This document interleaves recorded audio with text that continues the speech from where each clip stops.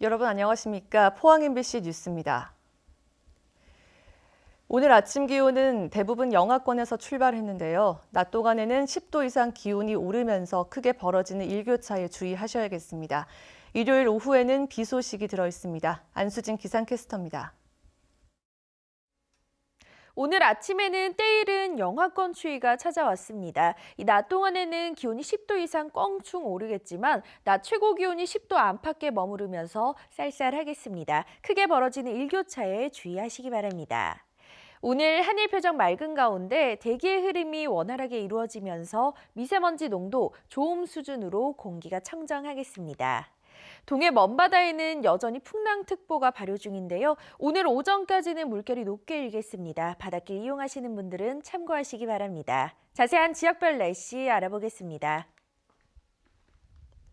오늘 맑은 하늘이 펼쳐지겠습니다. 낮 기온 울진과 영덕 10도, 포항과 경주가 11도입니다. 울릉도와 독도의 하늘 표정 맑겠습니다. 낮 기온 울릉도 8도, 독도 10도입니다. 동해상으로도 맑은 하늘 보이겠고요. 동해 중부 먼바다에는 오전에 비가 내리겠습니다. 바다의 물결 동해 중부 해상에서 최고 4m, 동해 남부 해상에서 최고 3.5m까지 일겠습니다. 내일 낮부터는 기온이 오름세를 보이면서 주 후반까지 평년 기온을 웃돌겠고요. 일요일 오후에는 비 소식이 들어 있습니다. 날씨였습니다. 포스코가 용광로 브리더를 통해 오염물질을 무단 배출한 것과 관련해 2달 전 환경부 민관협의체는 오염물질 저감 조치를 전제로 브리더 개방을 인정했고 경상북도는 이를 곧바로 승인해줬는데요. 그런데 쟁점 사항인 포스코의 저감 조치들이 공개되지 않고 있어 시민들의 건강권과 알 권리가 무시되고 있다는 비판이 일고 있습니다. 장성훈 기자입니다. 지난 9월 초 환경부는 그동안 불법으로 규정했던 포스코의 용광로 브리드 개방을 오염물질 배출 최소화를 조건으로 허용했습니다. 이에 따라 포스코는 경상북도에 대기 배출 시설 변경 신고서를 제출해 불과 한 달여 만에 브리드 개방을 승인받았습니다. 하지만 선행 조건이었던 오염물질 저감 조치들이 어떻게 진행되는지는 아무도 알 수 없습니다. 경상북도가 시민 건강과 직결된 브리드 개방을 승인해주고도 정작 포스코가 시행하거나 계획 중인 저감 조치는 전혀 공개하지 않고 있기 때문입니다. 환경단체는 이와 관련해 경상북도에 정보공개 청구를 신청했지만 경상북도는 포스코의 입장을 들어 비공개 결정을 내렸습니다. 포스코에서 그 공개를 거부하니까 공개를 할 수가 없는 겁니다. 그 절차가 그렇게 되어 있습니다. 네, 고려 답변하겠습니다. 끊습니다. 환경단체들은 경상북도가 포스코의 환경오염 행위를 적발하고도 행정처분을 지연하는 것도 모자라 이제는 환경부의 결정까지 무시해가며 포스코의 대변인으로 전락했다고 비판했습니다. 포스코의 시설 변경 허가 신고의 내용을 알려줄 수 없다. 정보공개 청구를 불허하는 건 시민의 입장에서 저감할 의지가 있는지에 대한 의심이 듭니다. 포스코는 정보공개 청구를 신청한 서류에는 저감 조치 계획뿐만 아니라 설비 정보와 영업 비밀 등이 포함돼 있어 경상북도에 비공개 의견을 전달했으며 환경부 결정에 따라 저감 조치를 진행 중이라고 밝혔습니다. MBC 뉴스 장성훈입니다. 신라왕궁과 황룡사, 첨성대 등 경주의 핵심 유적을 복원 정비하는 특별 법안이 어제 국회 본회의를 통과했습니다. 신라환경 핵심 유적 복원 정비에 관한 특별 법안은 문화재청장이 5년마다 신라환경 복원 정비에 관한 종합 계획을 수립해 8개 신라환경 핵심 유적 사업의 복원 정비 추진을 명문화한 것이 주요 내용입니다. 신라환경 핵심 유적 복원 정비 사업은 오는 2025년까지 경주에 모두 9,450억 원을 투입해 신라왕궁 등 핵심 유적을 복원 정비하는 대형 국책 사업입니다. 신재생 에너지타운 경주유치위원회는 어제 기자회견을 열고 에너지산업 융복합단지 유치 실패에 대해 지역 국회의원과 경주시장, 경북도지사의 책임을 촉구했습니다. 또 문재인 대통령 공약 사항이고 경주시가 에너지 융복합단지 최적지라며 내년도 사업에 지정될 수 있도록 앞장설 것을 요구했습니다. 한편 산업통상자원부는 지난 6일 제18차 에너지위원회를 열고 새만금과 광주 전남 혁신도시를 에너지산업 융복합단지로 선정했습니다. 포항의 조그만 면 소재지에 주말마다 1,000명이 넘는 관광객이 몰려오고 있습니다. 포항시 장기면 이야기인데요. 어떤 변화가 있었길래 인적이 뜸했던 시골 마을이 이렇게 달라진 걸까요? 이규슬 기자입니다. 육당 최남선 선생이 우리나라 10경 중 하나로 손꼽은 일출암. 일출암 안쪽으로 넓은 들판이 펼쳐지는데 이 일대가 바로 포항시 장기면 소재지입니다. 전남 강진, 경남 남해와 더불어 우리나라 3대 유배지로 알려진 곳입니다. 이곳의 유배문화체험촌에서 사또 복장을 차려입은 한 남성이 다산 정약용 선생의 유배지 생활에 대해 한껏 목청을 높여 설명합니다. 220일을 이동을 계시면서 장기를 엄청 그리워했어요. 그중에 6월 달에 보리타작 할 때 이 보리타작이란 한시를 적었는데 지금 현재 고등학교 국어책에 실려 있습니다. 이분은 현재 포항 장기면의 면장, 조선시대로 치면 사또인데 주말과 자투리 시간을 이용해 직접 문화 해설사로 나선 겁니다. 사또 역할을 하기 위해 주말을 반납했지만 대신 사람들이 몰려왔습니다. 우리 장기 면민들도 다 좋아하시고 우리 장기가 새로이 또 발전되는 그런 기분입니다. 지역의 특색을 살린 체험 프로그램도 사람들을 모으는 데 큰 역할을 했습니다. 한지의 재료인 땅나무 자생지이자 조선시대 한지 주산지였던 장기면의 특성을 살려 한지 뜨기 체험을 특화시켰더니 금세 입소문이 났습니다.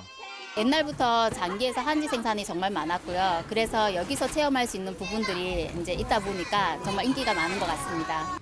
포항 장기면은 봄에는 산딸기, 여름에는 토마토, 가을에는 읍성 탐방과 억새, 겨울엔 바다 풍광으로 유명한데 여기에 면사무소 직원들의 노력과 특색 있는 체험이 더해져 관광객을 불러 모으고 있습니다. 오는 2024년까지 장기읍성 정비 복원 사업이 완료되면 지금보다 더 많은 관광객들이 이곳을 찾을 것으로 예상됩니다. 결국 지역이 가지고 있는 특색을 남들과 다른 방식으로 포장하고 우리 마을에 찾아온 사람들에게 감동을 전할 수 있느냐에 따라 지역 활성화의 성패가 좌우된다는 지적입니다. MBC 뉴스 이규설입니다. 포항시의회 266회 임시회에서 시의원 3명이 지역 현안 해결을 촉구하는 5분 발언을 했습니다. 더불어민주당 공숙기 의원은 포항 지진 이후 상수도 배관 파열 건수가 1,200건이 발생하고 대형 싱크홀도 생기는 등 지하가 위험하다며 포항시의 대응을 요구했습니다. 김정숙 의원은 도시공원 일몰제 시행과 향후 도시숲 조성 계획에 대비해 포항시에 재원 마련 대책을 주문했고 자유한국당 배상신 의원은 지자체 재량인 보조금 지원 사업이 사업별 특성과 시 재정력을 고려해 구체적인 선정 기준과 방법을 마련해야 한다고 지적했습니다. 올해 1월부터 10월까지 포항에서 거래된 분양권 거래는 모두 700건으로 도내에서 가장 활발한 거래가 이루어졌습니다. 국토교통부 실거래가 자료에 따르면 올 들어 10월까지 거래된 전국 분양권 거래량은 총 6만 8천여 건으로 시도별로는 경기도 시흥시가 3천여 건으로 전국 1위를 기록했습니다. 대구 달서구는 1,200여 건으로 8위를, 포항은 700건으로 13위를 기록하며 도내에서는 1위를 차지했습니다. 한국당 쇄신론이 힘을 얻는 모양새입니다. 조재선 의원을 중심으로 중진 퇴진과 험지 출마론을 주장하고 있는데 일단 반응이 있습니다. 대구 출마를 저울질하던 김병준 전 비대위원장이 수성갑 출마할 뜻을 접었고 중남구 곽상도 의원도 당 지도부의 쇄신을 촉구하며 불출마 뜻을 내비쳤습니다. 윤태호 기자입니다. 김병준 전 자유한국당 비대위원장이 자기 SNS에 올린 글입니다. 한국당이 어려운 상황을 맞고 있다며 내년 총선에서 대구 수성갑에 출마하지 않겠다고 썼습니다. 대신 한국당과 보수 정치를 바로 세우는데 힘을 보태기 위해 당 안팎에서 권고한 서울을 포함한 수도권, 이른바 험지에 출마하겠다고 밝혔습니다. 그러면서 위기 상황인데도 인적 쇄신을 제대로 못하는 당 지도부는 반성하고 희생해야 한다고 강조했습니다. 지금 문재인 정부를 자유한국당이 좀 심판해 주기를 원하는데 그 심판을 하기에 앞서 오히려 심판자로서의 자격이 있는가를 국민들이 먼저 물을 것이다. 대구 중남구 한국당 초선 의원인 곽상도 의원도 총선 불출마 뜻을 내비쳤습니다. 곽 의원은 당이 어려운 상황에 놓인 것은 자신을 포함해 당내 모든 사람에게 책임이 있다며 한국당이 쇄신안을 제대로 내놓지 못한다면 그 누구도 책임을 비껴가서는 안 된다고 말했습니다. 또 초선이나 재선, 중진 의원 할 것 없이 합당한 쇄신안이 나오면 승복하고 불출마해야 한다고 덧붙였습니다. 저만 그렇게 해서 될 문제가 아니고 모든 분들이 다 지금 뭐 너나 할 것 없이 다 있는 거 아니냐. 다 책임이 있는 건데 빠져나가려고는 하지 말자. 자유한국당 3선 의원인 김세연 의원이 내년 총선에 나가지 않겠다고 선언한 이후 그 불똥이 가장 먼저 대구 경북으로 튀는 모양새입니다. 지역 정치권 안팎에서는 보수의 텃밭으로 불리는 대구 경북에서 불출마 선언 등 당 쇄신에 동참하는 움직임이 잇따른다면 내년 총선 전체 판도에도 적지 않은 영향을 미칠 것으로 보고 사태를 예의주시하고 있습니다. MBC 뉴스 윤태호입니다. 경상북도와 경주시가 추진하는 혁신 원자력 연구개발 사업이 원자력진흥위원회의 심의를 통과해 정부 국책 사업으로 확정됐습니다. 사업 확정에 따라 과기정통부와 한국원자력연구원 등은 내년부터 2028년까지 7,200억 원을 투입해 혁신 원자력 시스템 기술 개발과 원전의 안전 운영, 원전 해체 기술 연구 등을 추진합니다. 경주시는 연구단지가 조성되면 단계적으로 연구원 등 500여 명의 새로운 일자리가 창출될 것으로 기대하고 있습니다. 다음 달 영일만항과 블라디보스토크를 시범 운항하는 국제 크루즈 예매율이 87%에 달한 것으로 나타났습니다. 포항시는 1,500명 모집 인원 중 현재 1,300여 명이 예매하는 등 여행객들의 관심이 고무돼 있습니다. 블라디보스토크 크루즈선은 우리나라와 일본, 중국, 러시아 등 환동의 국제 크루즈 관광 활성화를 타진하기 위해 다음 달 14일부터 18일까지 4박 5일 일정으로 시범 운항합니다. 택시 노동자의 사상 최장기 고공농성 사태까지 불러왔던 법인택시 전액관리제가 우여곡절 끝에 내년 1월 시행을 앞두고 있는데요. 세부 조건을 놓고 노사 간 의견 차이가 좁혀지지 않고 있는 가운데 경산에서는 법인택시 노조가 일주일째 전면 파업을 벌이고 있습니다. 도건혁 기자입니다. 회사 마당이 운행을 멈춘 택시들로 가득 찼습니다. 지난 14일부터 이 업체를 포함해 경산 법인택시 두 곳의 노동조합이 전면 파업에 들어갔습니다. 택시 산학금을 폐지하고 완전 월급제를 도입하는 법안이 지난 8월 국회를 통과해 내년 1월 시행을 앞두고 있지만 수익금을 어떻게 배분할지를 놓고 노사 간 의견 차이가 큽니다. 노조는 택시 노동자 1인당 월급 180만 원을 지급하는 기준이 될 월 수익 금액을 360만 원으로 잡을 것을 요구했지만 사측은 440만 원을 주장해 6차례 교섭이 성과 없이 끝났습니다. 12시간 꼬박 밥 저녁 시간도 굶어가면서 일을 해도 하루에 총 올리는 수익 금액이 11만 원에서 12만 원인데 사측에서 요구하는 조건은 최저임금에 따른 180만 원 주기 위해서는 하루에 17만 6천 원 정도 회사에 입금을 하라고 하니까 저희들은 도저히 감당이 어려워가지고 임금은 최저임금이니까 고정되어 있습니다. 변동할 수 있는 게 매출밖에 없습니다. 그게 문제입니다. 파업 전부터 장시간 노동과 과도한 산학금 문제 해결을 요구하며 경산시청 앞에서 150여일째 농성을 벌여온 택시 노동자들은 노사 협상에서 중요한 문제가 간과되고 있다고 목소리를 높였습니다.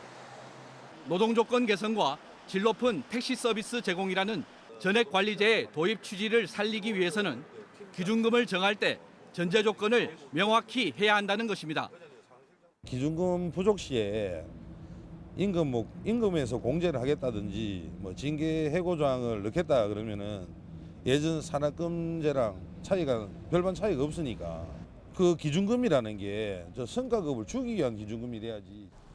업체 한 곳은 노조가 파업을 하자 바로 직장을 폐쇄해 사태가 길어질 조짐까지 보이고 있습니다. MBC 뉴스 도건협입니다. 경주시는 신라시대 전설이 깃든 서출지를 종합 정비하기로 하고 계획 수립에 나섰습니다. 경주시는 9억여 원을 들여 서출지 일대 탐방로와 전시관, 의자, 경관 조명 등을 설치하기로 하고 각계 인사의 의견을 참고해 내년 3월까지 정비 계획 수립을 마무리하기로 했습니다. 3국 유사에는 서출지에서 나온 노인의 글 도움으로 신라 21대 소지왕이 위험에서 벗어났다는 설화가 기록돼 있습니다.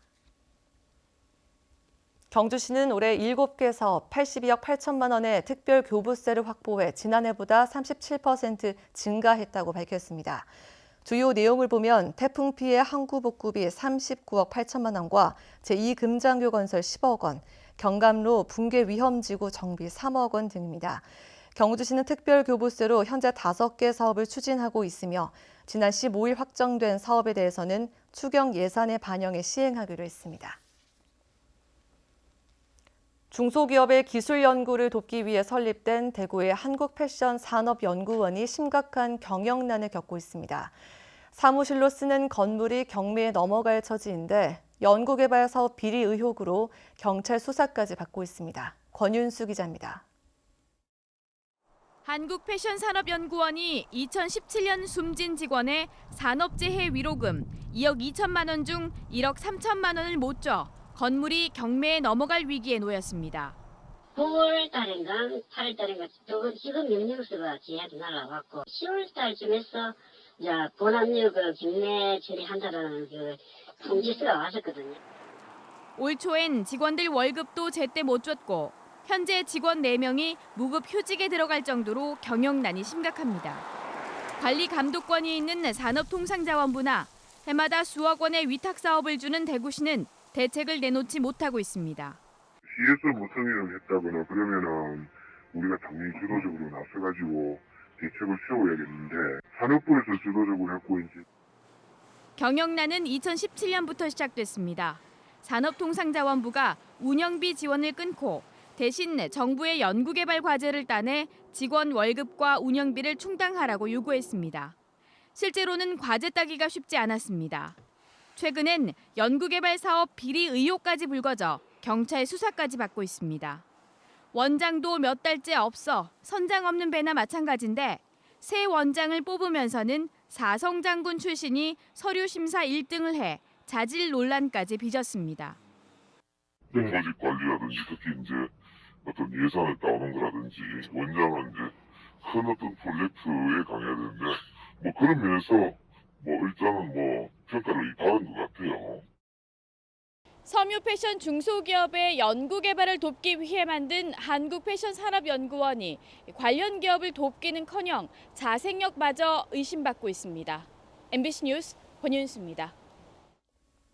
경주시가 내일 사용 후 해결료 지역 실행기구를 출범할 예정인 가운데 환경단체와 원전 지역 주민들의 반발이 커지고 있습니다.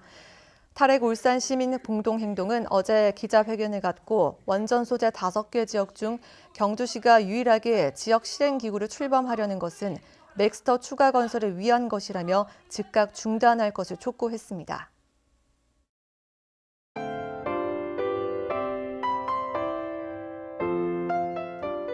오늘 아침에는 때이른 영하권 추위가 찾아왔습니다. 이 낮 동안에는 기온이 10도 이상 껑충 오르겠지만 낮 최고 기온이 10도 안팎에 머무르면서 쌀쌀하겠습니다. 크게 벌어지는 일교차에 주의하시기 바랍니다.